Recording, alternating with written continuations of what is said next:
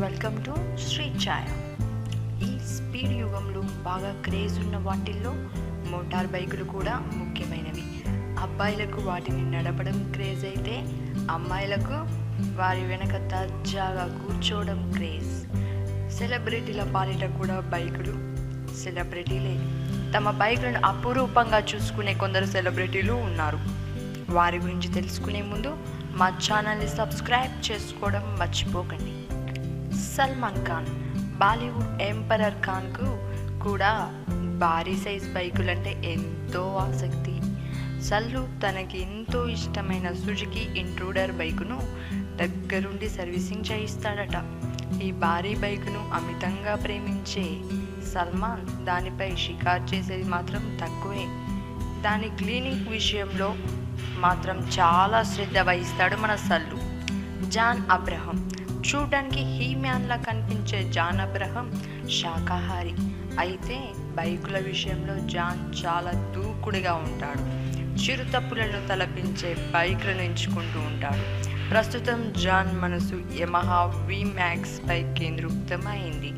ఇది 1700cc bike అంటే ఆశ్చర్యపోయి. Welcome to Shri Chaya.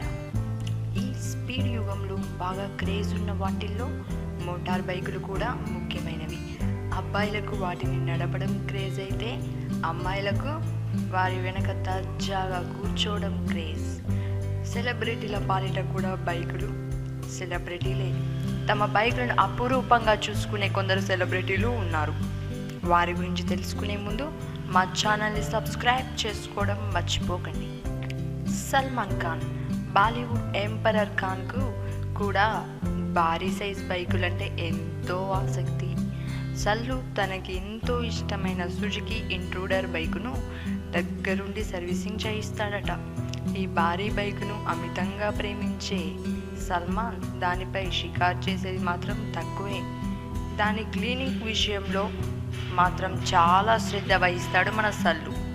John Abraham, చూడ్డానికి హీమ్యాన్లా కనిపించే జాన్ అబ్రహం శాకాహారి అయితే బైకుల విషయంలో జాన్ చాలా దూకుడుగా ఉంటాడు. చిరుతప్పులను తలపించే బైకులను ఎంచుకుంటూ ఉంటాడు.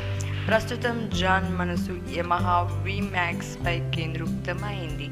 ఇది 1700cc బైక్ అంటే ఆశ్చర్యపో